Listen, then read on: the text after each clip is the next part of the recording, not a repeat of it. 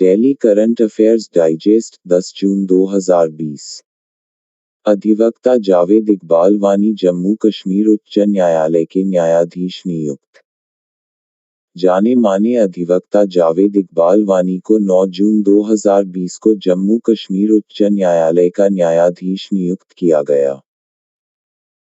करीब 7 साल के अंतराल के बाद कश्मीर के किसी वकील को जम्मू कश्मीर उच्च न्यायालय के न्यायाधीश के रूप में नियुक्त किया गया है। इससे पहले जस्टिस अली मुहम्मद मागरे वर्ष 2013 में उच्च न्यायालय के न्यायाधीश के रूप में नियुक्त आखिरी कश्मीरी वकील थे। सुप्रीम कोर्ट कॉलेजियम द्वारा की गई उनके नाम की सिफारिश पिछले कई महीने से केंद्र सरकार के पास लंबित थी। सिफारिश को पिछले सप्ताह अंतिम रूप दिया गया और 9 जून 2020 को अधिसूचना जारी की गई। वानी जम्मू कश्मीर उच्च न्यायालय में कई मामलों में केंद्र की पैरवी कर चुके हैं। वे जम्मू कश्मीर उच्च न्यायालय बार एसोसिएशन के अध्यक्ष मियां अब्दुल कय्यूम के दामाद हैं। ईपीएफओ ने 2 महीनों में निपटाए 36 लाख दावे। कर्मचारी भविष्य निधि संगठन ईपीएफओ ने लॉकडाउन के दौरान पिछले 2 महीनों में 36.02 लाख दावों के निपटान किए और अपने सदस्यों को 11,540 करोड़ रुपए वितरित किए।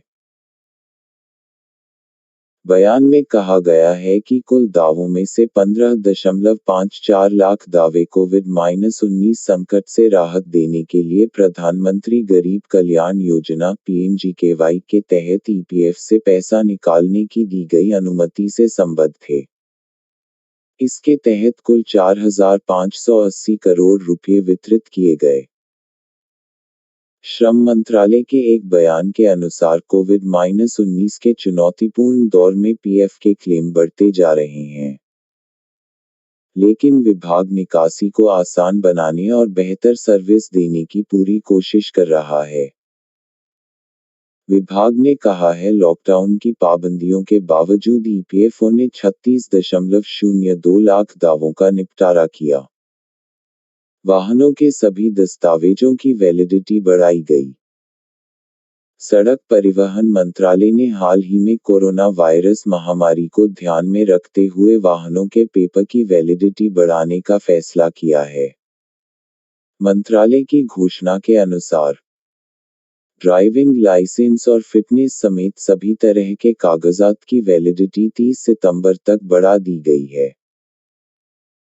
इस फैसले को समझे तो जिन लोगों के दस्तावेज की वैधता 1 फरवरी 2020 से 30 सितंबर 2020 के बीच समाप्त हो रही है, उसकी वैधता 30 सितंबर 2020 तक बढ़ा दी गई है।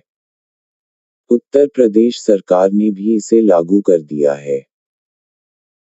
मंत्रालय की विज्ञप्ति के अनुसार कोविड-19 संकट की मौजूदा स्थिति को ध्यान में रखते हुए और इस संबंध में मिले अनुरोधों पर गौर करने के बाद गडकरी ने यह निर्देश जारी किए। संयुक्त अरब अमीरात पहली बार लॉन्च करेगा अपना मंगल मिशन। संयुक्त अरब अमीरात यूएई 15 जुलाई को पहली बार मंगल ग्रह के लिए मिशन लॉन्च करने जा रहा है। ऐसा करने वाला यूएई अरब देशों की दुनिया में पहला देश होगा। अगले 40 दिनों के अंदर संयुक्त अरब अमीरात अपना मंगल मिशन लॉन्च कर देगा। यह मिशन अगले साल फरवरी तक मंगल ग्रह की कक्षा में पहुंचेगा। इसकी तैयारी साल 2014 से चल रही थी।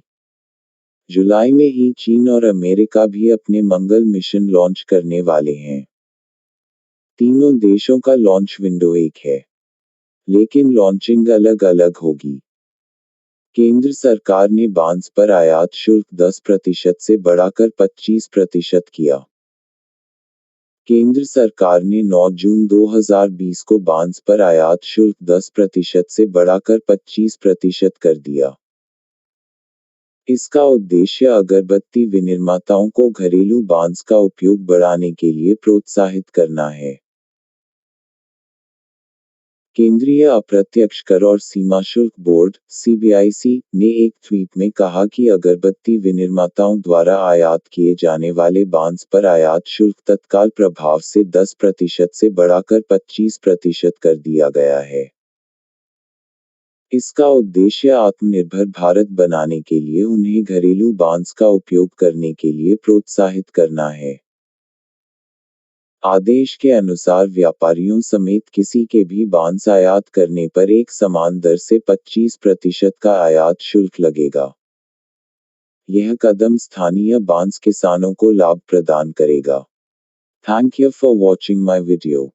Please like, share and comment your feedback. Please subscribe my channel.